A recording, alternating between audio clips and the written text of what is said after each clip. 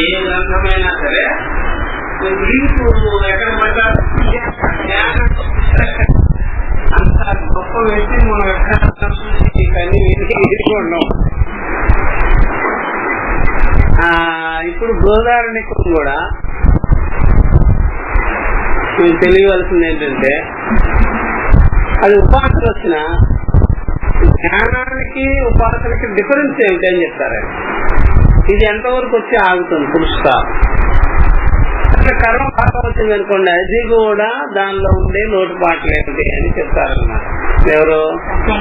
కాబట్టి వారి భాష్యాన్ని మనం టచ్ చేయడంతో మిమ్మల్ని ఎక్కడికో తీసుకెళ్లి పడేస్తారని మాత్రం అనుకోవచ్చు.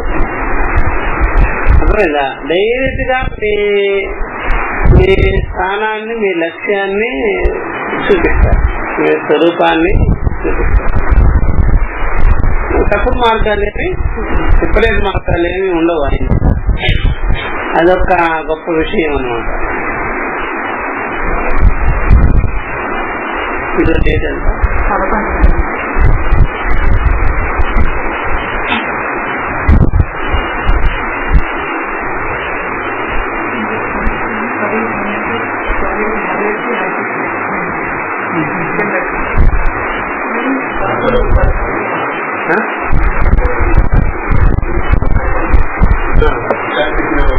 లేదు.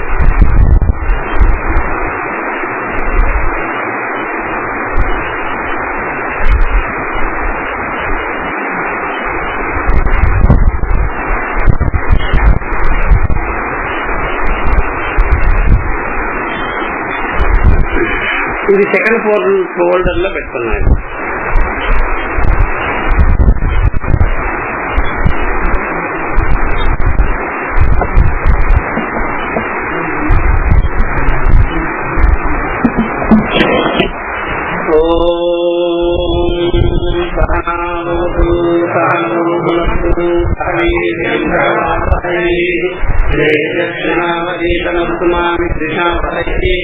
ఓం శాంతి శాంతి శాంతి. హరి ఓం శ్రీ గురుభ్యో నమః. హరి ఓం. ఓం శుక్రాణాం ఆర్యం ప్రణాయం నమామి శంకరం శంకరాచార్యం కేశవం వారాయం పూర్ణమాశ్చర్యే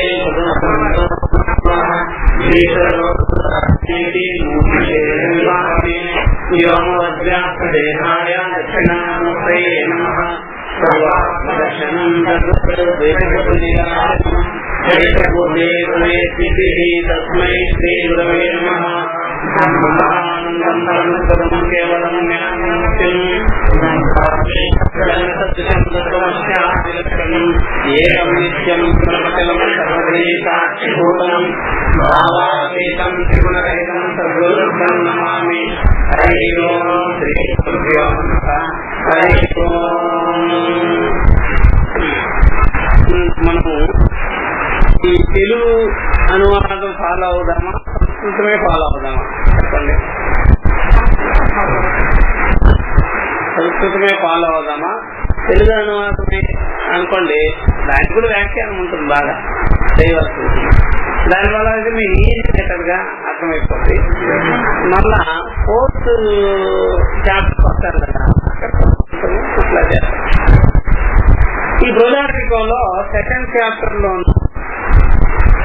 4th చాప్టర్ లో టోటల్ గా మీకు బ్రహ్మ విద్యా విషయమే బాగా మిగిలిన వాటిలో శంకరాచార్యుల వారి భాష్యమే బ్రహ్మ విద్య విషయంగా ఉంటుంది. వారు ఉపాసకులకు కానీ దర్శకులకు కానీ వారు దాన్ని సమన్వయం చేసే పద్ధతి బాగా మనకి కనిపిస్తుంది. అందుకని ఎక్కడికి మిమ్మల్ని అక్కడికి తెప్పారు, వాళ్ళు కరెక్ట్ గా తీసుకెళ్ళి పొజిషన్ తీసుకెళ్ళి అది బాగా గొప్ప విషయం. మీకు భాష్యం చదవగానే మీకే తెలుస్తుంటుంది ఏ ఏ విషయాల పట్ల వారు ఎలా ఎలా తీసుకెళ్తున్నారు అనేది. కాబట్టి ఎలాగైనా సరే ఈ ఇంట్రడక్షన్ ఒకటి చెప్పుకోవాల్సింది. మనం ఏదైనా సరే అవతరణిక విషయాన్ని సృష్టించకుండా మనం గ్రంథంలోకి వెళ్లేదానికి వీళ్ళేనే లేదు. అది ఒకటి తెలుసుకోవాల్సినటువంటిది. ఇవన్నీ బాగా గుర్తుపెట్టుకోవాల్సిన విషయం. కాబట్టి అశ్వమేధ బ్రాహ్మణం అంటే ఏమిటి అనేది తెలుసుకోవచ్చు మీకు. అలాగే అగ్ని బ్రాహ్మణం అనేది, ఉద్గీత బ్రాహ్మణం అనేది, బ్రహ్మ విద్యా బ్రాహ్మణం అనేది, సప్తాన్న బ్రాహ్మణం అనేది, ఉక్త బ్రాహ్మణం అనేది, ఇట్లాంటివన్నీ కూడా మీకు వాళ్ళు విచారించి చర్చ చేసి చూపిస్తారు. దానివల్ల మనకి ఎంత ఉపయోగమో తెలిసిపోద్ది. మీకు ఎక్కడెక్కడ మీకు తక్కువ అభిప్రాయాలన్నీ వెళ్ళిపోతాయి, దూరం అవుతాయి. అవన్నీ మనం బాగా దీని ద్వారా విచారం చేసుకోవచ్చు.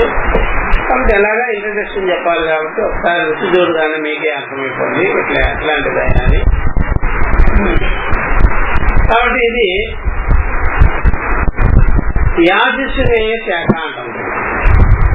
ఏమంటారు? యాజస్నేయ బ్రాహ్మణం అని కూడా పేరు. యాజస్నేయ ఇది ఈ యొక్క గోదావరి యాజస్నేయ బ్రాహ్మణం. కాబట్టి దీనిలో షడధ్యాయి అంటారు. దీని ఏమంటారు? షడధ్యాయి.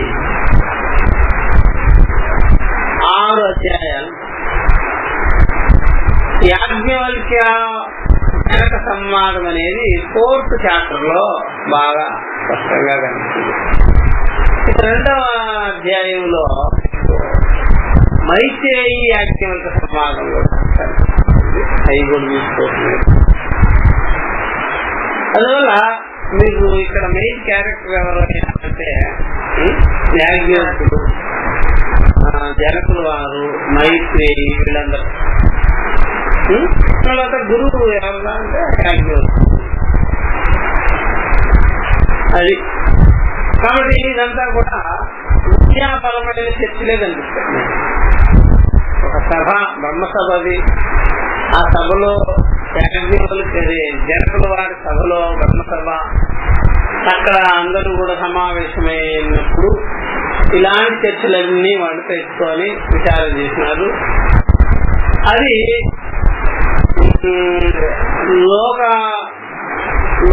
లోక ఉపకారమై ఉన్నది, హితార్థమై, లోక హితార్థమై ఉన్నది. అవన్నీ మనం చూసుకోవాలి. అందుకనే ఎప్పుడైనా సరే కొన్ని విషయాలు ఉంటాయి, అది గోప్యంగానే చర్చ చేసుకునేది. గోప్యంగా జరిగింది యొక్క జనకుల వారి సభలో, గోప్యంగా ఈ చర్చ జరిగింది. అలాగా చర్చలు మనం చూస్తుంటే చాలా ఆశ్చర్యం. ఒకవేళ భార్యాభర్తలు ఇద్దరు కూర్చొని మాట్లాడుకున్నారు అనుకోండి, జనకులు మైత్రేయి, ఆయనకి 2 భార్యలు, అక్కడ కూడా మొదలైన చర్చ. ఎవరిని అడిగితే ఏం చేస్తున్నావు అంటారు కదా. ఇట్లా చర్చ వచ్చింది అనుకోండి, అమృతమే కాదు ఏం చెయ్యాలి ఇక్కడ అని చెప్పాడు.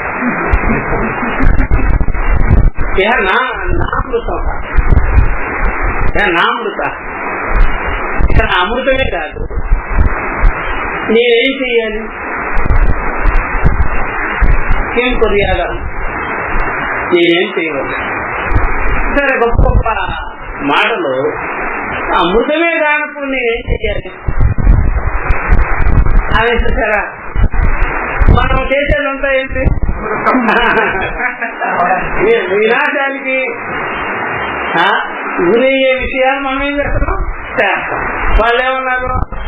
అమృతమే కానప్పుడు నేనేం చేయను, ఇక్కడ ఏం చేసే పని అదనమాట. కాబట్టి ఇట్లాంటివన్నీ వాళ్ళు భార్యాభర్తలుగా ఉండి మాట్లాడుకున్నా,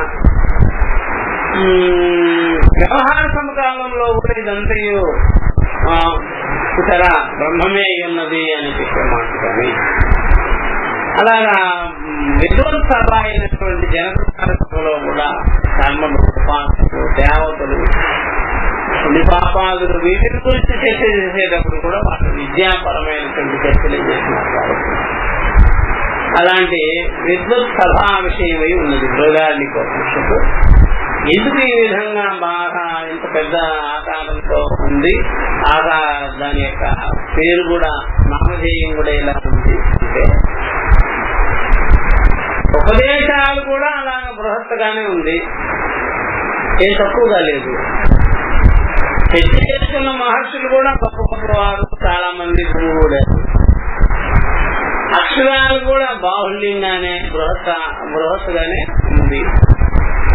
అందుకని ఈ బృహదారణ్యకం బ్రహ్మ విద్యా బృహదారణ్యకం ఏంటిది? బ్రహ్మ విద్యా బృహదారణ్యకం. ఈ బ్రహ్మ విద్య బృహదారణ్యకమై ఉన్నది. ఎక్కడైనా అరణ్యంలో కానీ మీరు చిక్కుపడిపోతే తప్పించుకోవడం కష్టం. కానీ బ్రహ్మ విద్యారణ్యకంలో బతకడమే తేలిక. ఎందుకండి ఏ చెట్టు కూర్చొని సరే, ఏ వృక్షం కింద వనంలోనూ అంతా బ్రహ్మ విద్య ఫలాలే, బ్రహ్మ విద్య పుష్పాలే, బ్రహ్మ విద్య కనిపిస్తాయి. ఇంకే వేరేవేమీ ఉండదన్నమాట.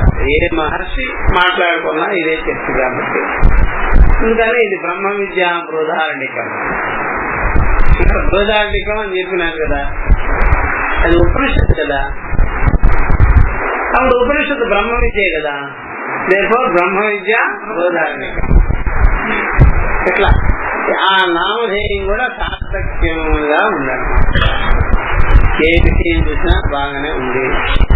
కాబట్టి శంకరాచార్యుల వారి గొప్ప విషయం ఏంటంటే ఈ షడధ్యాయి ఈ ఉపనిషత్తులో, బృహదారణ్యక ఉపనిషత్తులో ఆయన రచనా శైలి, ఆయన వివేచించిన విషయాలన్నీ కూడా గొప్ప జ్ఞానాన్ని కలిగించేవి. కానీ మీకు ఇంకా విపరీతాన్ని కలిగించు. అలాగా మీరు సూత్ర భాష్యం 555 సూత్రాలు చేసి చదివినా కూడా ఇవి మీకు చూసే ఉంటారు. శంకరుల వారి గీతా భాష్యం ఎక్కడా కూడా అటు ఇటు బారాయి లక్ష్యం చూపిస్తారు. అది గొప్ప విషయం అన్నమాట. ఇంతవరకు అది అంతవరకు ఇది ఏం లేదు.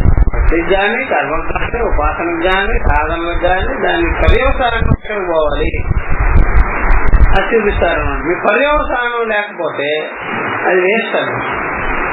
ఎక్కడ అది మీకు లక్ష్యం చూపించకుండా ఏదేదో చెప్పేస్తే ఇంతవరకు మీరు సర్వత్వంగా ఉంటారు. అట్లాంటివి ఉండవు శంకరాచార్య వాళ్ళు. ఒకటే దాన్ని తీసుకెళ్ళి దాని లెవెల్స్ అన్ని చూపించేస్తారు కాబట్టి మాకు అర్థమైపోతుంది. గొప్ప శాస్త్రం ఇంటికి అందుకని శృతి స్మృతి పురాణానం ఆలయం కరుణాలయం. శృతులకు స్మృతులకు ఆయన ఆలయం లాంటి వాడు. అంత వ్యాఖ్యానం చక్కగా చేస్తారు. అవన్నీ కూడా మాకు కనిపిస్తాయి. ఒకసారి ఇంట్రడక్షన్ చదువుకున్న తర్వాత మనకు తెలుస్తుంది. ఈ ప్రథమాధ్యాయం మనం మొదలు పెట్టాం. మొట్టమొదటి ఎన్ని అధ్యాయులు చెప్పాము? 6 అధ్యాయులు. షడధ్యాయి 6 అధ్యాయులు ఉంటాయి. మనం ప్రథమాధ్యాయం మొదలు పెట్టుకున్నాం. దానిలో ప్రథమాధ్యాయంలో మనకి ఇక్కడ ఇవి ఉంటుంది, అవతరణిక ఉంటుంది. కాబట్టి అన్ని ఉపనిషత్తులు లాగానే ఈ ఉపనిషత్తుకు కూడా ఏముంది? శాంతి మంత్రం. అన్ని ఉపనిషత్తులకు ఎలాగా శాంతి మంత్రం ఉందో దీనికి కూడా ఏముంటుంది? శాంతి మంత్రం అనేది ఉంటుంది. అది చూసుకోవాలి. శాంతి మంత్రం పూర్ణమద పూర్ణమిదం పూర్ణముదచ్యతే పూర్ణస్య పూర్ణమాదాయ పూర్ణమేవావశిష్యతే. అదనమాట శాంతి మంత్రం. బాగా గుర్తుపెట్టుకోవాలి. ఓం పూర్ణమద పూర్ణమిదం పూర్ణాత్ పూర్ణముదచ్యతే పూర్ణమేవ పూర్ణమాదాయ పూర్ణమేవావశిష్యతే.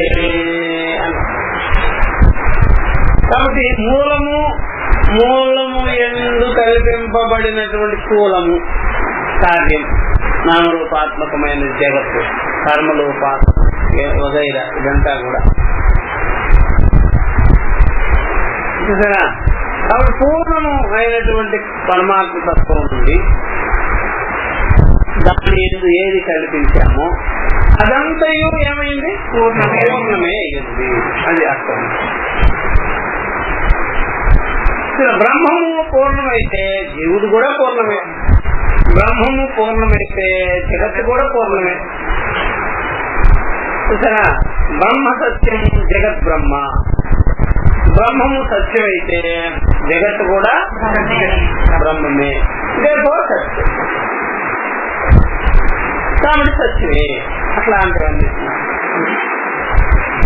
కాబట్టి పూర్ణమద, అదహ మీన్స్ అది పూర్ణము, పరమాత్మ పూర్ణము. ఇదం జగత్ నామరూపాత్మకం, ఈ జగత్తు నామరూపాలతో నేను నాది వ్యవహారంతో జాగ్రత్త సుషుప్తుగా కనిపించేటువంటి ఈ దృశ్యమానం అవుతున్నటువంటి జగత్ అంతయో పూర్ణమేనయ్యా.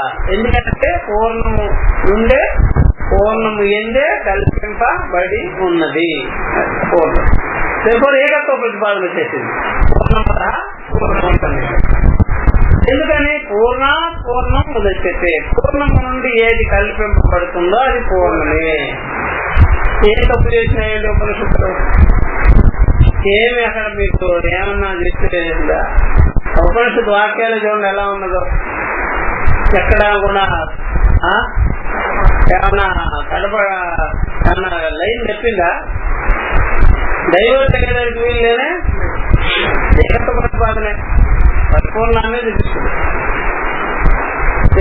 పూర్ణస్య పూర్ణమాదాయ, పూర్ణము నుండి పూర్ణం ఆదాయ మీరు గ్రహించుకున్నప్పుడు, చూసారా, పూర్ణం నుండి పూర్ణాన్ని గ్రహించుకున్నప్పుడు చూసారా, ఇక ఉండేదేంటి?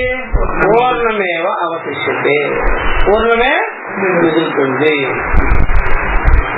చూసారా, అంటే చివరికి ఉన్నది ఎవరో పూర్ణమే, ముందు ఉన్నది పూర్ణమే, వచ్చినది కనిపిస్తున్నది పూర్ణం తప్ప రెండవది ఉన్నది పూర్ణమే, వచ్చినది పూర్ణమే, వచ్చి కనిపించేది పూర్ణమే, చివరికి మిగిలేది పూర్ణమే. కాబట్టి పూర్ణం ఉదచ్చతే, పూర్ణం ఉండే పూర్ణం అనేది కల్పింపబడుతుంది, వస్తుంది. ఉన్నదంతయు పూర్ణమే, చూసారా, వచ్చిందంతయు పూర్ణమే, చూసేదంతయు పూర్ణమే, చూసేవాడు పూర్ణమే, అనుభవింపబడేదంతయు పూర్ణమే, అనుభవించువాడు పూర్ణమే, చివరికి మిగిలేదంతయు పూర్ణం. పూర్ణం తప్ప రెండవది అదనమాట. పూర్ణము తప్ప పూర్ణము కంటే అన్యమైన రెండవది లేదే లేదు. పూర్ణమేవ అవశిష్యతే. ఇదన ఏకత్వ ప్రతిపాదన. ఇది మనకు తెలియగానే ఈ శాంతి మంత్రము అనే పేరుతోనే ఇంత వాళ్ళు చూసారా సిద్ధముగా ఏకత్వ ప్రతిపాదన చేసి పెట్టున్నారంటే దాన్ని బట్టి మనం ఇంకా ఏం తెలుసుకోవాలి? అంత క్లియర్ గా ఉందన్న, అది తెలియాలి. ఇంత విద్య ఉన్నది, ఇక్కడ ఇంత విషయం ఉన్నది. ఇక మనకి ఏమి వెలితిలేనే లేదు. జనాలు ఏమంటున్నారు? వెలితి ఉంది అంటున్నారు. దేశాలు ఏమంటున్నాయి? ఇలా వెలితి ఉంటున్నాయి. నాయకులు ఏమంటున్నారు? ఎవరికి వెళ్తే వాళ్ళకే అంటే వెళ్తేట ఇక ఏమో చేస్తారట. అక్కడ ఒక వాక్యం ఇందాకే చెప్పాం కదా, అమృతమే లేదు ఏం చెయ్యాలి, అమృతమే కానప్పుడు ఏం చెయ్యాలని ఉంది చెప్పేది. ఇక్కడ ప్రతి ఒక్కరు భలే సీరియస్ అవుతారు, మీరేం చేస్తున్నారండి.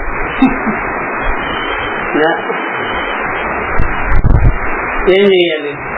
అమృతమే కానప్పుడు చేస్తే ఏదైనా పద్ధతిగా ఉండాలి. అమృతమే కాదన్నప్పుడు ఏం చెయ్యాలి? అట్లా.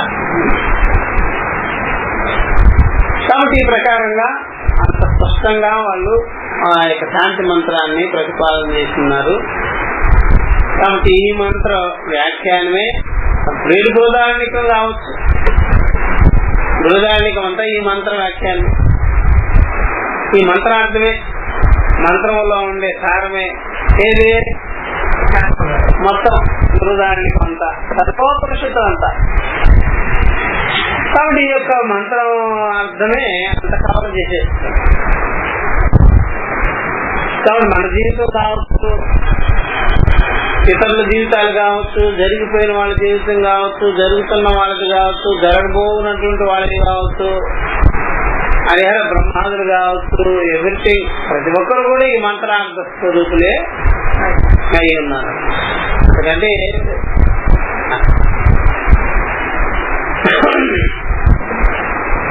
కాబట్టి ఈ బృహదారణ్యకోపనిషత్తు శాంకర భాష సమేతంగా ఉన్నది. దీంట్లో మీకు బాగా దేవతల గురించి చర్చలు చేసినారు. అధిష్టాన విషయాల గురించి కూడా, ఈ పంచభూతాలు, దానిలో ఉండేటువంటి శక్తులు, ఈ ప్రపంచమంతా కూడా కొన్ని కొన్ని సమర్థత కలిగినవి ఉన్నాయి, వాటిని గురించి అన్నిటి గురించి చర్చ చేసినారు. అలాగా ఎంతో మంది జిజ్ఞాసులు, ముముక్షువులు, సంసారులు, వాళ్ళన్నీ కూడా దీనిలో చర్చలో పెట్టారు. అవన్నీ కలిస్తే కర్మ ఉపాసనలో విషయం జరుగుతుందా అంటే కర్మ ఉపాసన, కర్మ ఉపాసన మరి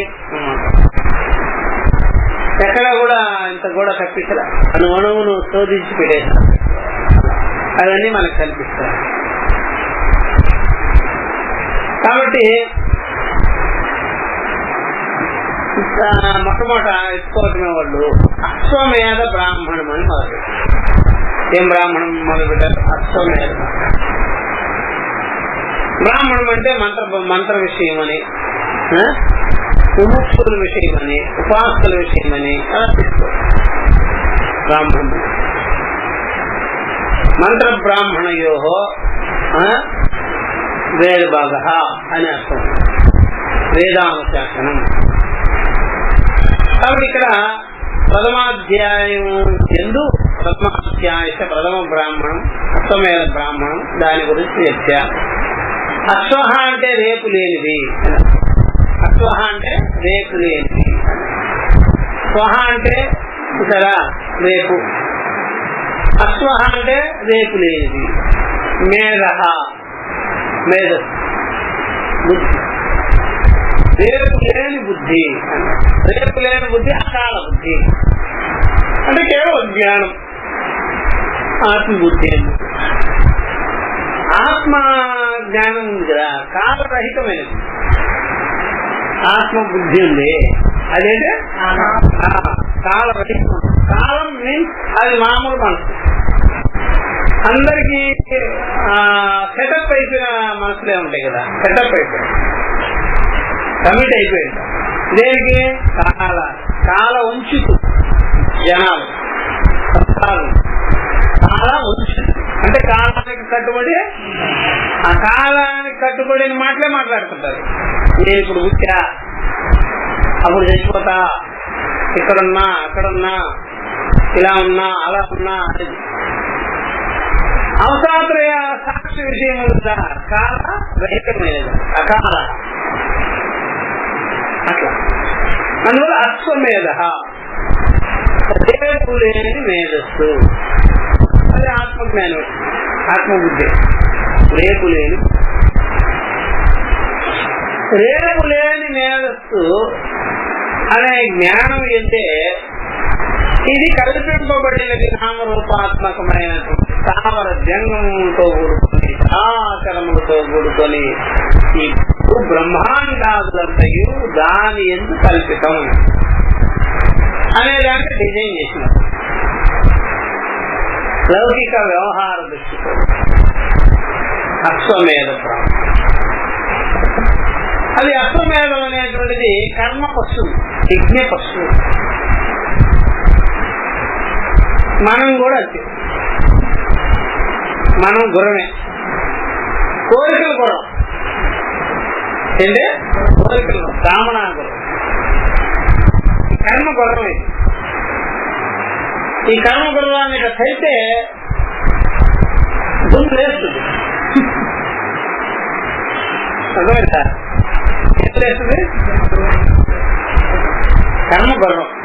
దీని మీద ఎక్కినా తప్పే, దీన్ని కదిపినా తప్పే, తిండి పెట్టినా తప్పే.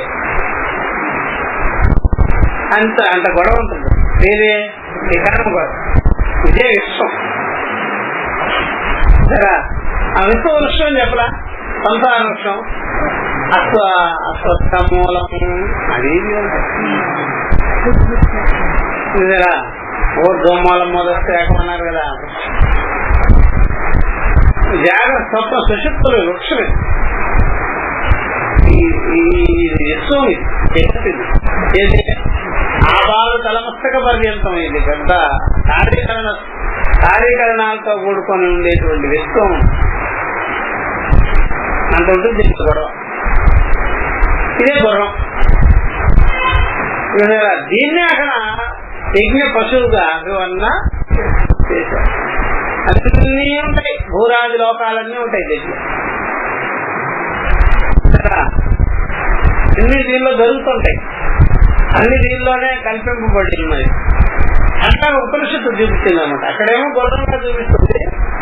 అదంతా వర్ణన చేస్తే పంచభూతాలు, పంచ ప్రాణాలు, పంచ ఇంద్రియాలు, బ్రహ్మ మొదలుకొని పిపీలిక పర్యంతమైనటువంటి లోకాలు అన్ని కూడా దీనిలో చూపిస్తుంది. గుర్రం ఆకారంలో అట్లాగా. కాబట్టి ఈ ప్రకారంగా ఇది అశ్వమేధ బ్రాహ్మణము అంటాం. దీనిలో వాళ్ళు మహర్షులందరూ సమాహితమయ్యారు కాబట్టి, అందరూ అంతా ఒక సమావేశపరిచారు కాబట్టి, అందుకని ఆ మహర్షులకి, బ్రహ్మ విద్యా ప్రదాతలకి ఈ యొక్క మొత్తం కర్మ ఉపాసనల గురించి చర్చ చేసుకొని వాటి రహస్యాన్నంతా బయటకు తీసుకొచ్చి ఈ యొక్క జనుల ముందు ఉంచారు కాబట్టి వాటికి మేము అందువల్ల ఎప్పుడైనా సరే మనకు సంస్కృతి, సంప్రదాయాలు, ఆచార విచార వ్యవహారాలు ఇవన్నిటికీ మూలం ఉంది. మూలం లేకుండా ఏం లేదు. మోక్షాన్ని చూపించని, యథార్థాన్ని చెప్పని ఏదైనా ఉంటే అది దుస్సంస్కృతి.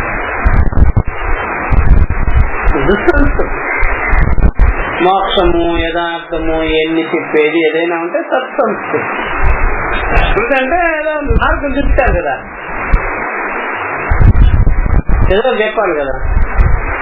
అందుకని కొంతమంది ఏం చేస్తారంటే వాళ్ళు ఏది ఇంటే ఉంటుంది కాబట్టి స్వర్గం చూపిస్తారు. వాళ్ళు ఏది ఇంటే కదా ఏం చూపిస్తారు, సరిపోద్దా? సగం ప్రయాణమే అర్థమైందా? అందులో ఆ బ్రహ్మ పూర్ణాలోక పునరావర్తిన సగం ప్రయాణం చేశారు కాబట్టి మళ్ళీ తిరిగిదా ఏదంటే అది చూపిస్తారు. స్వర్గం పైన ఉంది, వైకుంఠం అని అదే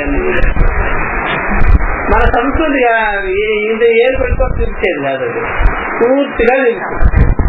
నీవు బ్రహ్మమే అయి ఉన్నావు, నీవు పరిపూర్ణుడే. ఇప్పుడు చెప్పనా, అది పూర్ణమే, ఇది పూర్ణమే, అది అట్లాగా సగా చెప్పకూడదు, ఏదో ఏదో చూపించకూడదు. పూర్తి చేయాలి. పూర్తి చేస్తే అది మంచి సంస్కృతి. వాళ్ళు ఏ పనులు చేసినా వాళ్ళకి చివరికి వాళ్ళ ఇంటికి చేసుకుంటారు, వాళ్ళు యథార్థం చేసుకుంటారు. అందుకనే ఈ సనాతన విషయాలన్నీ చాలా గొప్పవి. ఎవరైనా కొంతమంది అట్లా ఊరికే ఇంకా పైకే ఉన్నారు, సగం సగంలో ఉన్నారంటే చివరికి మళ్ళా వాళ్ళు మొదలు పెట్టాల్సి. కాబట్టి మన ఋషులు ఆ విధంగా సగం ఇచ్చిపోలే, పూర్తిగానే చెప్పిపోయారు. పూర్తిగా ఉంది. అందుకని మనం ఏ పని చేసినా చెల్లుబడి అవుతుంది. ఏదైనా చేసుకో, ఏదైనా చేసుకో. కర్మలు దాంట్లో వెరైటీలు, ఉపాసనలు దాంట్లో వెరైటీలు చేసుకో, చివరికి వస్తావు ఇక్కడికి. ఉండేది ఇదే, ఇది కంప్లీట్ చేసుకో, లేకపోతే తెలుసుకుంటుంటావు అక్కడే. కంప్లీట్ చేసుకోవాలి. అట్లాగా మన వాళ్ళు పెట్టి పోయారు. ఎక్కడ మీకు ఏదో ఒకటి స్వర్గమనో లేకపోతే ఆ లోకాలు ఈ లోకాలు చెప్పేసి గందరగోళం చేసి పోతే మళ్ళా తిరిగి మళ్ళా పూర్తి చేసుకోవాల్సింది. ఇంకా అలా ఉంటే కూడా అందుకని తరించాలి, చివరికి ఇంకా ఇలా తరించాలి, పూర్తిగా తరించాలి, లేకపోతే పెండింగ్ అట్లా ఉంటాం. అందుకని ఆ మహర్షులంతా వీళ్ళు కొన్ని ఆడారు. అది చేస్తున్నారు. ఓం నమో బ్రహ్మాదిభ్యో బ్రహ్మ విద్యా సంప్రదాయ కర్తృభ్యో ఋషిభ్యో నమో గురుభ్యః. ఓం నమో బ్రహ్మాదిభ్యో బ్రహ్మ విద్యా సంప్రదాయ కర్తృభ్యో ఋషిభ్యో నమో గురుభ్యః.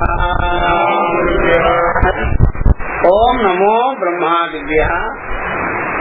ఇక్కడ బ్రహ్మ ఆదిభ్య, బ్రహ్మ మొదలుకొని ఉండేటువంటిదంతయో వాళ్ళందరూ బ్రహ్మ విద్యా సంప్రదాయ కర్తృభ్యము కలిగిన వారు, కర్తృ పరంపరతో బ్రహ్మ విద్యా ప్రచారకర్తలు. ప్రచారకర్తలే కానీ సృష్టికర్తలు కాదు. బ్రహ్మ విద్యా సంప్రదాయాన్ని రన్నింగ్ లో పెట్టేదానికి వాళ్ళు కంకణాలు కట్టారు, కటిబద్ధులు. ఈ బ్రహ్మ విద్యా ఉపదేశ పరంపరని కొనసాగించటంలో ఉన్నటువంటి వారు సంప్రదాయ కర్తృత్వం. కాబట్టి బ్రహ్మ విద్యని ఎవరు పుట్టించరు, బ్రహ్మ విద్య అనేది పుట్టించరు. బ్రహ్మ విద్య అనేది ఉంది, దాన్ని ప్రతి ఒక్కరు ఏం చేస్తారు, రన్నింగ్ లో పెడతారు. ఆ ఊరు నుంచి ఈ ఊరికి రథం వచ్చింది, ఈ ఊరు నుంచి కొంతమంది ఆ ఊరికి నెట్టేసి వచ్చేస్తారు.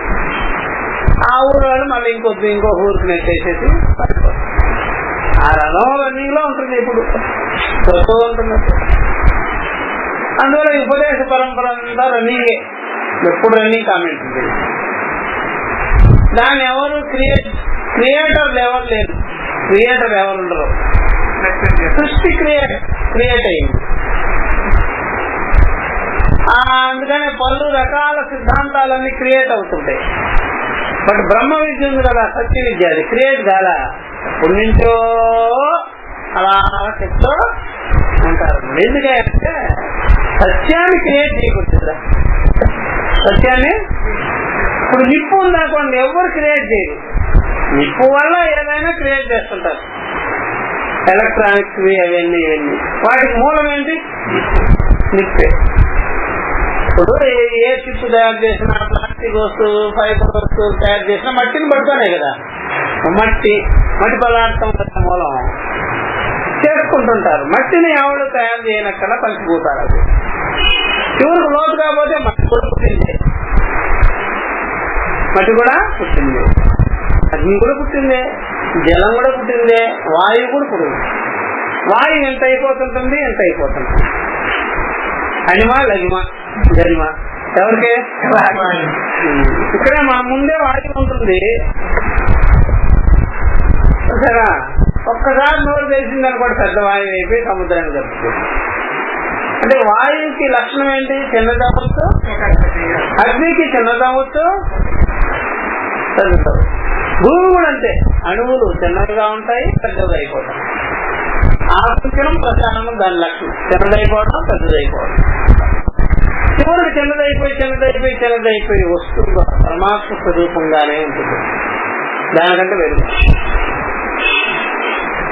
కాబట్టి అందుకనే వాటికి ఆ రకమైన శక్తులు కూడా ఉంటాయి. వాటి దేనికి సత్తా మీద ఉంటుందో దాని శక్తి ఉంటుందని.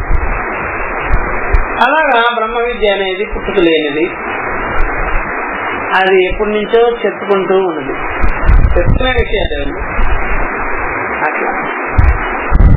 కాబట్టి ఆ విధంగా బ్రహ్మాది దేవతలు, ఋషులు, రాజులు నుండి ఈ యొక్క బ్రహ్మ విద్యా సంప్రదాయం నడిపించు వారు ఎవరైతే ఉన్నారో మహనీయులు, వాళ్ళకి మేము నమస్కరిస్తున్నాం. వంశ ఋషిభ్య, వంశ పరంపర, గురు శిష్య పితృపుత్ర పరంపరగా వంశ ఋషిభ్య గురు శిష్య పరంపరగా నువ్వు వస్తున్నది పుత్ర చూసారా, పుత్ర ప్రపౌత్ర పరంగా వస్తుంది. ఇప్పుడు వంశ ఋషులు అంటారు, నేను చెప్తూనే ఉంటాం. అందుకని మీరు ఎప్పుడైనా సరే మీరు ఏదో 4 పైసలు సంపాదిస్తాను పిల్లలకి ఇచ్చుకోవడం గొప్ప ఏం కాదు, అదేమి గొప్ప విషయం కాదు. నేను డబ్బు సంపాదించాను, బంగారు సంపాదించాను, మా పిల్లలకి ఇచ్చాను, ఒక మాట చెప్పు, అది ఇచ్చుకో. ఒక మాట చెప్పావా పిల్లలకి, అదే ఆస్తి. ఏమన్నా చెప్పావా? ఎప్పుడైనా మనం జ్ఞానం కలిగించుకోవాలరా, మహనీయుడి యొక్క సన్నిధిలోకి వెళ్ళాలి, మనం తెలుసుకోవాలి. భగవంతుడంటే ఇది వాడు. అట్లాంటివి ఏమన్నా చెప్పామా? శాలరీస్ గురించి ఖర్చు చేసామా? అది మిగిలినవన్నీ నశించిపోయేవన్నీ వాళ్ళ చేతిలో పెట్టిపోతే మన కళ్ళ ముందే చూస్తున్నాం కదా, కళ్ళ ముందే ఏమవుతుంది? డబ్బు బ్రెడ్ అవుతుంది, బ్రెడ్ మళ్ళా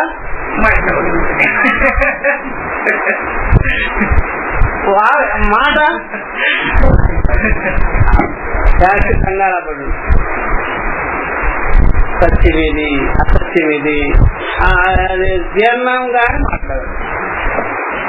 అండైజేషన్ వ్యాధి, మారిపోయేవి, చచ్చిపోయేవి, ఊరికి పట్టేవి, ఏం బూడిదైపోయేవి, అవి ఎందుకు? అట్లాంటివి. ఇక కర్మలో ఉపాసనలు ఉన్నాయి కదా, దానికి ఫుల్ స్టాప్, దానికి ఎక్కడైనా సరే అది ఎండ్ అయిపోతుంది. మేము చేయలేము లేదు. జ్ఞానం అలాంటిది కాదు కదా, మేమయ్యున్నది. అవి కూడా చివరికి మనుషులు వదిలేయాల్సిన పద్ధతులు, వదిలివేసే పద్ధతులు. ఏం పద్ధతులు? స్వరూప జ్ఞానము వదిలివేయడానికి. అట్లా అలాంటివన్నీ వంశ ఋషులు అందిస్తున్నారు, వాళ్ళకి మేము నమస్కరిస్తున్నాం. కాబట్టి జ్ఞాన వంశము, ఆ బ్రహ్మ విద్యా వంశము ఉంది కదా, పరంపరా వంశము, వాళ్ళు ఇది నిలబెట్టున్నారు, అన్ని కాపాడుతూ వచ్చారు. అట్టి పరమ గురువులకి, సద్గురువులకి నమస్కారం చేస్తున్నాం. శంకర భాష్యోపోద్ఘాతము. ఓం నమో బ్రహ్మాదిత్య బ్రహ్మ విద్యా సంప్రదాయ కర్తృభ్యో ఋషిభ్యో నమో గురుభ్య. శంకర్ల వాద అస్తొచ్చింది. ఉషావా అస్వస్య ఇత్యేవమాద్యాః వాజస్నై బ్రాహ్మణోపనిషతో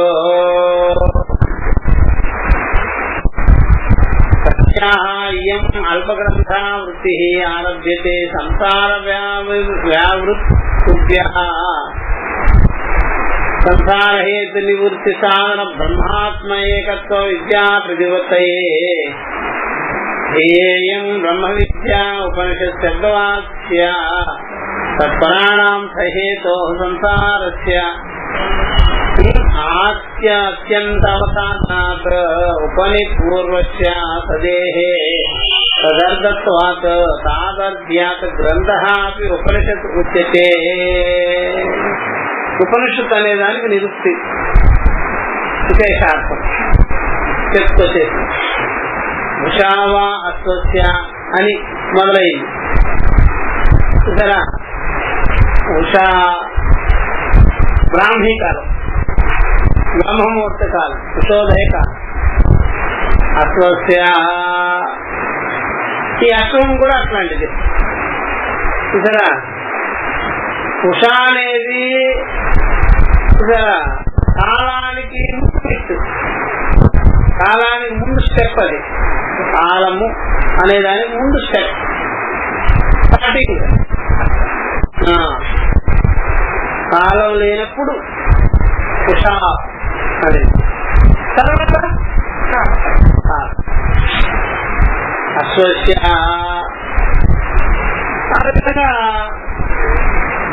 చూసారా, ఈ ఉషా అనేటువంటిది ఈ రకమైనది. కాలం అకాలమైనటువంటిది ఈ గుణము. దాంట్లో వెంటనే చెప్పారు. ఇలాంటి మంత్రముల ద్వారా ఈ వాదిశ్రేయ ఉపనిషత్తు అనేది, వాదిశ్రేయ బ్రాహ్మణోపనిషత్తు అనేది ప్రారంభం అయింది. సో వాదిశ్రేయ బ్రాహ్మణోపనిషత్తు అనేది ఈ రకంగా ప్రారంభం అయింది అని చెప్పారు. అట్లా ప్రారంభం చేసినారు వాదిశ్రేయి బ్రాహ్మణుడు. కాబట్టి ఈ వాదిశ్రేయ ఉపనిషత్తు అంటాం, వాదిశ్రేయ బ్రాహ్మణం అంటాం. దాని యొక్క ఈ యొక్క అల్పమైనటువంటి గ్రంథ ఆవృత్తి, ఈ అల్పమైన వ్యాఖ్యానం, తక్కువ వ్యాఖ్యానం, అతి తక్కువ అయినటువంటి వ్యాఖ్యానం. ఇది వ్యాఖ్యానం చేసి అతి తక్కువ అయిన వ్యాఖ్యానం. వ్యాఖ్యానం గొప్పదే, కానీ వాళ్ళేమంటున్నారు అల్పమైన గ్రంథ ఆవృత్తి అని చెప్తున్నారు. అందుకని మనం కలుపుతుంటే దాంట్లో నుంచి చాలా వస్తున్నాయిగా, అంతే ఇంకా రాయవలసింది రాయవలసింది. అందుకని రాసేది తక్కువగా ఉంటుంది, చెప్పేది ఎక్కువగా ఉంటుంది. చూసారా, రాసేది చెప్పేది దేన్ని ఏది మించిపోయింది? రాతని కూడా మించిపోయింది ఏంటి? చెప్పడం, దాని గురించి విచారం చేయడం గొప్పగా. అంత రాయలేరు వాళ్ళు. కొంత రాస్తారు, కొంత దేని మీద ఆధారపడి ఉంటుంది? చెప్పే దాని మీద. చెప్పేది లేకపోతే రాత అంతే, దాని చైన్ అవదు. ఇంకా గ్రంథ పఠనం మంచిది కాదు, గ్రంథ విచారం మంచిది, గ్రంథ పఠనం మంచిది కాదు. అర్థమైందా? అది బాగా గుర్తుపెట్టుకోవాలి. గ్రంథ విచారం మంచిది. ఎందువల్ల గ్రంథ పఠనం అయితే మీ దగ్గర ఉంటుంది, గ్రంథ విచారం అయితే ఎలాబరేట్ అవుతుంది. అట్లా అందుకని చదువుకోవాలి, ఎవరి దగ్గర చెప్పించుకోవాలి. అట్లా చాలా మంది ఇది ఒక చెక్కు ఉంది, గురువులు అక్కర్లేదని నేనే చదువుకుంటే సరిపోద్ది కదా. అలాగైతే నువ్వు స్కూల్కి వెళ్లకుండా చాలా డబ్బులు మిగిలేదు కదా. ఎల్కేజీ నుంచి అంత వసూలు చేసినావేంటి? ఎల్కేజీ దగ్గర నుంచి ఎంత డబ్బులు ఖర్చు పెట్టేసినావు? ఎవరికి వాళ్ళు చదువుకుంటే ఎంత ఖర్చు ఉండేది కాదు కదా. ఎవరికి? తల్లిదండ్రులకి, ఇంజనీర్లకి, డాక్టర్లకి. ఆ పుస్తకాలు వస్తే సరిపోతుంది. సెకండ్ హ్యాండ్ లో కూడా దొరుకుతాయి పుస్తకాలు తక్కువ రేట్లు. అవి తీసుకొచ్చి చదువుకుంటే పోయా, అవునా కదా. దాని మీద కూర్చుంటా పోయా, అయిపోద్ది కదా.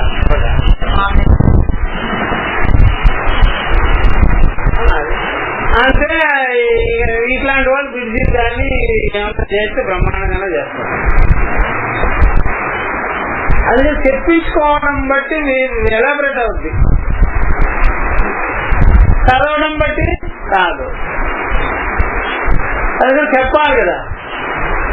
అసలు చెప్పితే మనకి అర్థమవుతుందా, చెప్పకుండా అర్థమవుతుందా? అందుకని చాలా మంది ఏం చేస్తారంటే ఇళ్లలో కూడా పిల్లలు ముండిగా నువ్వు చెప్పింది నేనేననుకో, అందుకని వాళ్ళకి హాఫ్ నాలెడ్జ్ మైండ్ అలాగే అనుకోండి. ఆ అలవాటు తప్పించుకోవాలి. ఇలా ఉంటుంది కొంతమంది బుర్రలు అహంకారంతో. వాళ్ళు కానీ పైకి వచ్చినారనుకోండి, అలా పెద్ద అయిపోయారనుకోండి, శరీరంగా పెద్ద అవుతారు, బుర్రగా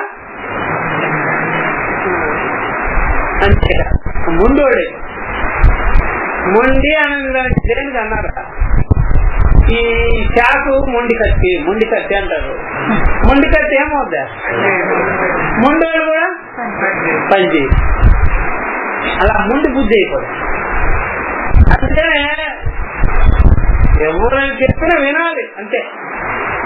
నిన్న వెంటనే స్పందించకూడదు, ఆలోచన చేసుకోవాలి. సైడ్కి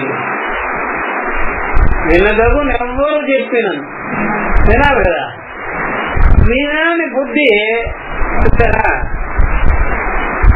వినని బుద్ధి ముందు బుద్ధి అయిపోతుంది.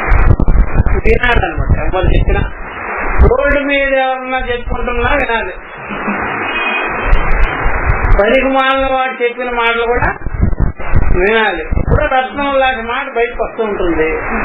వాళ్ళు కూడా వాళ్ళ నోట్లో నుంచి అలా పలుకు వచ్చారు ఆటోమేటిక్ గా. వాళ్ళ నోట్లో నుంచి కూడా ఏమొస్తుందా, ఏదో పలుకు బయటకు వస్తుంటుంది. వినాలి, వినకుండా వదిలే, ఏదో చెట్టు అది మీకు ఫలిస్తుంది. అర్థమైందా? భూముల నుంచే కదా వజ్రాలు వైడూర్యాలు అన్ని బంగారం అన్ని వచ్చేసి. చదువు సంధి లేని వాళ్ళ కుక్షి నుండే కదా మేధావులు పుట్టేది. బుర్ర నుంచే కదా తామర పుష్పం అవన్నీ వచ్చేది. అలాగా మురికి నోట్లో నుంచి అయినా మంచి మాట వస్తుంది. వినాలి, ఆ మాటలు వినడం నేర్చుకోవాలి ముందు. అర్థమైందా? ఎక్కడ పడితే ఎవడు వండితే అక్కడ రోడ్లో నిలబడి తింటున్నాం కదా. ఏదైనా మాట చెప్తే వింటే నీ తొమ్మేం పద్ది అహంకారం పట్టుకుంటుంది అనమాట. వినం, అట్లా వినడం నేర్చుకోవడం ఒక కళ అన్నమాట. అది మీకే అది ఏమైపోద్ది, పని చేస్తుంది. అది ఏది, అది ఒక కళ. అది కూడా దానికి కూడా మనం అర్హత లేకపోతే చాలా దానికి అది కూడా కళ, ఆ గ్రహింపు ఉండాలి. కాబట్టి ఈ గ్రంథము గ్రంథార్థ ధారణ ఉంది. ఇది గురువులు పరంపరగా చెప్తారన్నమాట. ఆ సబ్జెక్టు చెప్పేవాళ్ళు ఉంటారు, అది కూర్చొని వినాలి. వాళ్ళ దగ్గర ఇంత వింటే చాలు, ఇంత అర్థం వస్తుంది. మీరు ఇంత చదివినా ఇంత అర్థం కూడా రాదు. మనం ఇప్పుడు పేజీలు తిరగైలా 2-3 వాక్యాలకే అంత వ్యాఖ్యానం. ఓపికగా ఉండాలి, ఓపికగా గ్రహించుకోవాలి. కాబట్టి గ్రంథావృత్తి ఆరభ్యతే సంసార వ్యావృత్తిభ్య. ఈ సంసారము నుండి తావు పుట్టుకలతో కూడుకున్నటువంటి యొక్క సంసారం ఉంది. ఆ సంసారానికి కారణభూతమైనటువంటి అజ్ఞానం ఉంది కదా. ఆ అజ్ఞాన నివృత్తికై పాటుపడే వాళ్ళు ఎవరైనా, సాధన చేసుకునే వాళ్ళు ఎవరైనా, దాని కొరకు ఎవరైనా పొందినట్లయితే అట్టి వారికి పనిచేస్తారు. ఈ యొక్క వ్యాఖ్య పనిచేస్తారు. కాబట్టి సంసార హేతు నివృత్తి సాధన బ్రహ్మాత్మ ఏకత్వ విద్యా ప్రతిపత్తి. ఈ వ్యాఖ్యానం ఇందుకు పనిచేస్తుంది. సంసారానికి కారణభూతమైనటువంటి అజ్ఞాన నివృత్తి, దానికి సాధనము బ్రహ్మాత్మ ఏకత్వ జ్ఞానం. ఆవశ్యం బ్రహ్మ, నేను బ్రహ్మమే ఉన్నాననేటువంటి జ్ఞానం ఉంది, ఏకత్వ జ్ఞానం. ఆ ఏకత్వ జ్ఞానం కలిగిన వెంటనే మీకేమైపోతుంది, సంసార నివృత్తి జరిగిపోతుంది. ఇది కలిగించుకోవాలి, సంసార నివృత్తి జరుగుతుంది. లేకపోతే అట్లా. కాబట్టి ఈ ఏకత్వ జ్ఞానాన్ని కలిగించుకునేందుకొరకే ఈ వ్యాఖ్యానం చేశాము. ఈ గ్రంథ రచన విపులంగా రాశాము. అదేమిటి, తేయం బ్రహ్మ విద్య స ఇయం, తేయం స ఇయం బ్రహ్మ విద్య ఉపనిషత్ శబ్దవాక్య. సరే, అట్లాంటిది బ్రహ్మ విద్య ఉపనిషత్తు యొక్క శబ్దరాశి. ఉపనిషత్తు అనే శబ్దము చేత పిలవబడుతున్నది. ఉపనిషత్, బ్రహ్మ విద్య ఏమన్నారు, ఉపనిషత్. ఉపనిషత్ అనే శబ్దము చేత పిలవబడుతున్నారు, చెప్పబడుతున్నది. తత్పురాణం. ఈ రకంగా వాడు ఉపనిషత్ శబ్దాన్ని అర్థం చేసుకోవాలి అనే వాళ్ళు ఎవరైతే ఉన్నారో, దాన్ని ఎందుకు లగ్నం చేసుకున్న బుద్ధి కలిగిన వారు ఎవరైతే ఉన్నారో, అట్టి వారికి ఆ శబ్దార్థాన్ని, ఉపనిషత్ అనే శబ్దార్థము గ్రహించుకొని దానికి ఎవరైతే ఉన్నారో వాళ్ళకి సంసారానికి కారణభూతమైనటువంటి అజ్ఞానం ఉన్నదే, అది అవసాదనం అయిపోతుంది, విచ్ఛేదనం అయిపోతుంది, నరకపడుతుంది, సమూలంగా నివృత్తి అవుతున్నది వాళ్ళకి. అంటే ఉపనిషత్తు శబ్దార్థ జ్ఞానము కొరకు ఉన్న వారికి ఈ సంసారానికి కారణభూతమైనటువంటి అజ్ఞానము సమూలముగా తీసివేయబడును, అజ్ఞానంతో సహా తొలగించబడును, విచ్ఛేదనాలు, అవసాధనాలు. అందుకని దీని పేరు ఉపనిషత్ అన్నాము. ఉపా ప్లస్ ని ప్లస్ సత్ అని అర్థముల చేత చెప్పబడిన ఇతర గ్రంథములతో కూడా ఉంది ఈ మాట. ఇతర ఉపనిషత్ గ్రంథాలలో కూడా ఇది చర్చ చేస్తాం. ఉపా ప్లస్ ని ప్లస్ సత్. ఉప అంటే అత్యంత సామీప్యమైనటువంటి బ్రహ్మ విద్యా స్వరూపం. నీ అంటే వేదాంత వాక్య నిశ్చయ తాత్పర్య జ్ఞానము చేత. సత్ అనగానే విసరణ గతి అవసాధన పూర్వకం జ్ఞానం భక్తి. అట్లా కనమాట. సత్ అనగానే విసరణ కలిపివేయుట, అవసాధనం సమూలంగా తీసివేయుట. గతి బ్రహ్మజ్ఞానం చే అట్లా అనమాట. కాబట్టి బ్రహ్మజ్ఞానం వలన, ఆత్మ ఏకత్వ జ్ఞానం వలన చూసారా ఇదంతా అవిద్య అనేది, అవిద్య వ్యవహారం అనేది, అవిద్య విషయాలనేది బాగా అంతఃకరణంలో పట్టుకున్నవన్నీ కూడా కలిపివేసి తీసివేయుట, తీసివేయుట ఉందండి. కలిపివేయుట తర్వాత తీసివేయుట. నాకు దృష్టాంతం అన్నా చెప్పుకోవాలంటే ఒక చెట్టును ముందు ఏం చేయాలి, కదిలించాలి, తర్వాత పెళ్ళగించాలి.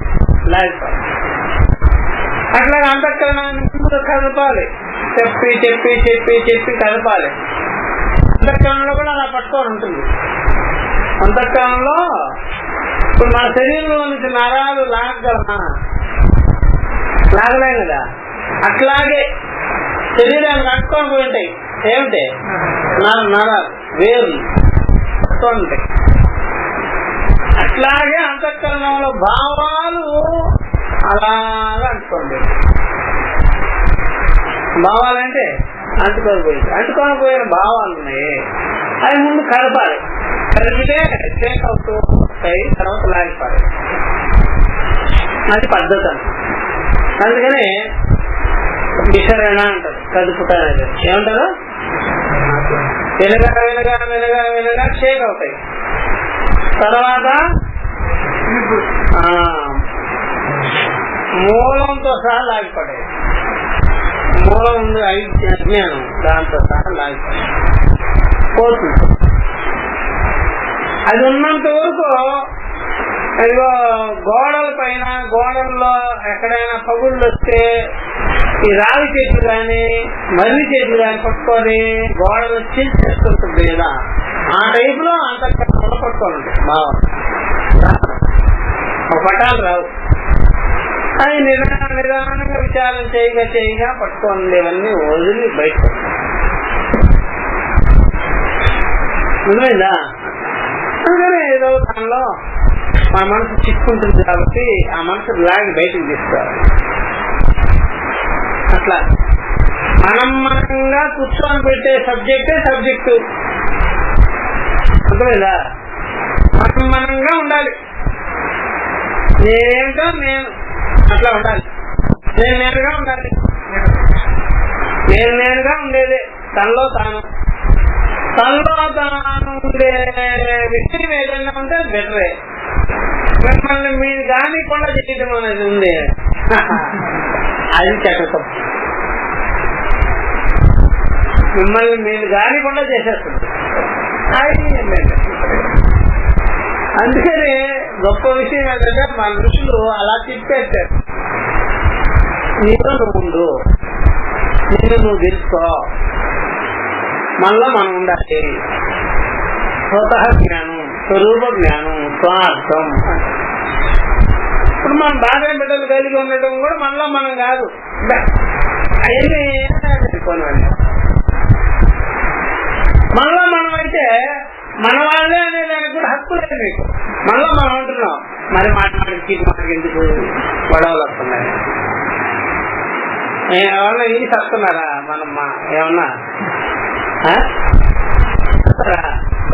చెప్పండి, ఒక మాట ఏమన్నా వింటే వచ్చు.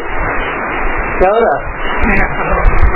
భార్య గాని, భర్త గాని, పిల్లలు గాని, అత్తమామలు గాని, స్నేహితులు గాని, బంధువులు గాని, రక్త సంబంధం ఉంటారు. కష్టం లేదు, కష్టం లేదు, కష్టమంట. ఏది చూడబులుగా ఉండదు, ఊరికే నామకే వస్తే భార్య భర్తలు, పిల్లలు, బంధువులు అనుకునేది పుట్టిదే.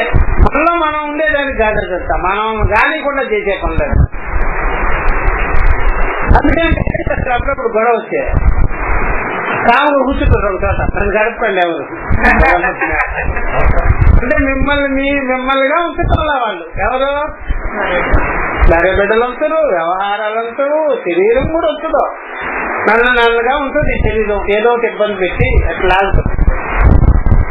ప్రాణము అంతే, ఇంద్రియాలు అంతే, మనసు కూడా దాని గది కూడా ఎంత మనగా మన గది కాదు, దాని వేరే.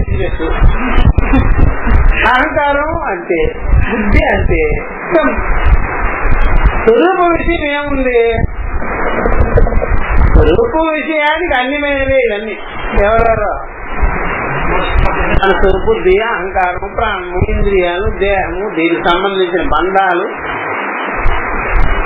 మన రూట్ కాదు అది, మన రూట్ వేరు, వాటి రూట్ వేరు. అందుకని మనకి అది సరిపోవడమే కదా గొడవలు వచ్చేది. నా మాట వింటోలా, నీ మాట వినేది ఏంటి? నీ మాట నువ్వే వినుకో. నా మాట వాళ్ళు వినలా, వీళ్ళు వినలా. వింటే ఇంకా చెప్తా, అసలు వినరు కూడా, విన్నట్టుగా నటిస్తారు. మీరేమంటుంటారు? ఏమంటారు? ఎప్పుడైనా స్నేహం ఎప్పుడు కుదిరేది మీకు? అది స్వార్థమే కదా, అది ఇంతే కదా, వైరంతే. ఏమని? నా మాట వినాలి అంటే నువ్వే పెత్తనం చేస్తావా ఏంటి? నువ్వు నా మాట విన్నక్కర్లా, నేను నీ మాట విన్నక్కర్లా. నీ పాట ఉండు, నా పాటికి నేను ఉంటా, అది బెటర్. కానీ జనాలు ఏం చేస్తున్నారు? నా మాట దాని వెనకాల ఎన్ని కలుపుడు తత్వం, ఎన్ని కలుపుడు చూసారా? ఇలాంటి భావాలు ఉన్నాయి, దుర్యోధన భావాలు ఉన్నాయి, రాక్షస భావాలన్నీ ఉన్నాయి. నా మాట వినాలేదు, ఏమిటది పత్రం? అట్లాగనమాట. కాబట్టి తనలో తాను ఉండే పద్ధతులు కాదు ఇవన్నీ. అందుకనే మనకు వచ్చిన సిద్ధాంతాలు, సాధనలు, మతాలు, ధర్మాలు, దేవుళ్ళు, ఈ బంధు బాంధవ్యాదులు, సమాజము అంతా తనలో తానుండే కానీ చెప్పడంగా, తనలో తానుండే విషయాలు కావు అవన్నీ. అవన్నీ ఎట్లా అంటే ఒకదాని ధర్మాలు ఒకదాని మీద వేసుకునే పద్ధతులే కదా. నీలో నాలో నువ్వు ఉండు, నేను నేనుంటా. ఏంటంటే నీ మొహం అర్థమైందా?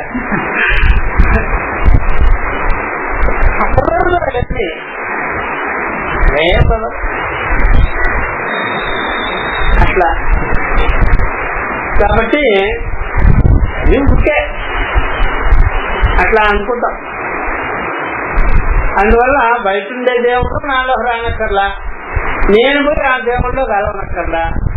అలా బంధువులు కూడా నాలో వద్దు, నేను పోయి వాళ్ళలో వద్దు.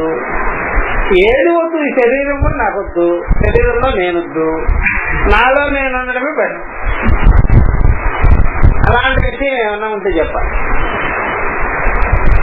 అది తనలో తానుండుట అనేది సుస్వరూప అవసాధనం, సుస్వరూప అవస్థానం, సుస్వరూప అవస్థానం, నాట్ అవసాధం, సుస్వరూప అవస్థానం. మోక్ష ఇది ఉచ్యతే ఆత్మన్యేవాత్మనా కృష్ణ. తనలో తానుంది. కానీ జనాలు ఎప్పుడైనా సరే ఏదో ఒకటి చెయ్యాలి అంటుంటారు. చూడండి, ఏంటంటే అదొక దురద, చేయించడం కూడా ఒక దురదే. ఎవరి దగ్గరికైనా పోతే మనం ఏమంటాం, ఇట్లా కూర్చోరాదా, ఇట్లా కూర్చోరాదా, శ్వాస మీద ధ్యాస పెట్టరాదా, నీకు ఏ శ్వాస దేని మీద ధ్యాస పెడతా, నీవే నువ్వు ధ్యాస పెట్టుకుంటారు. శ్వాస మీద ధ్యాస ఎందుకయ్యా, శ్వాస మీద ధ్యాస అన్నవాడు ఇంకొకరి మీద కూడా ధ్యాస అంటాడు కదా, అర్థమైందా? సాక్షి మనసు మీద ధ్యాస పెట్టుకోదు, బుద్ధి మీద పెట్టుకోదు, అహంకారం మీద పెట్టుకోదు. ఇక శ్వాస మీద ఏంటి, తనలో తానుండడం నేర్చు. తనలో తాను ఉండే మాటలు ఉండాలి కానీ అది చెయ్యి ఇది చెయ్యి, అలా కూర్చో ఇలా కూర్చో, అక్కడ చెయ్యి ఇక్కడ చెయ్యి అన్ని పెద్ద గొడవ కదా, అవునా కదా?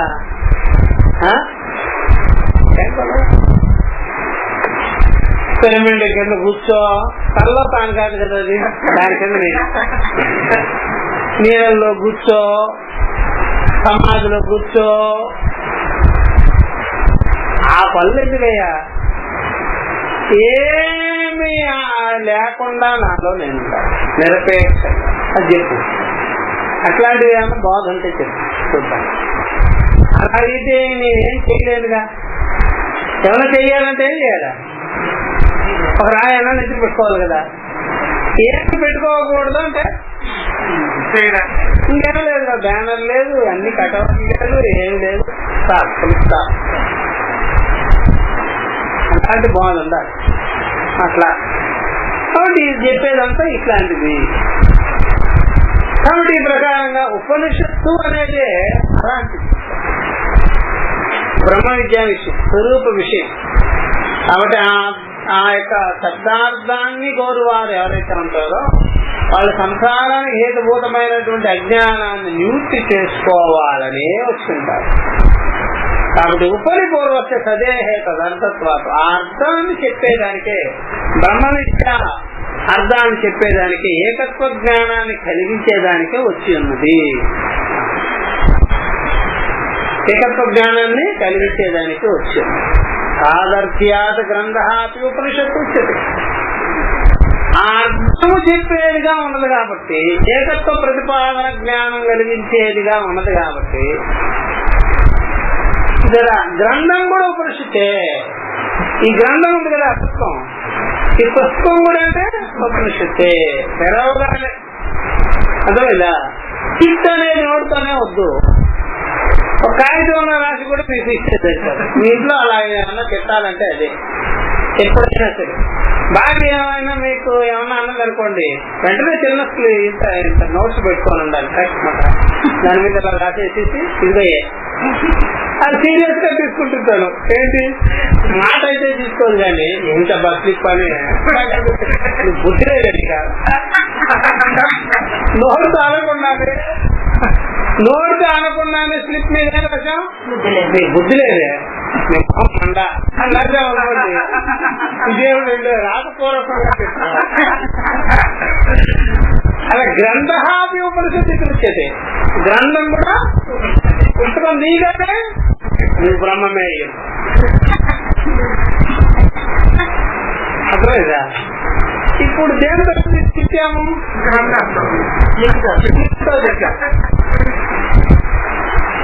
దీంట్లో ఏం రాసింది?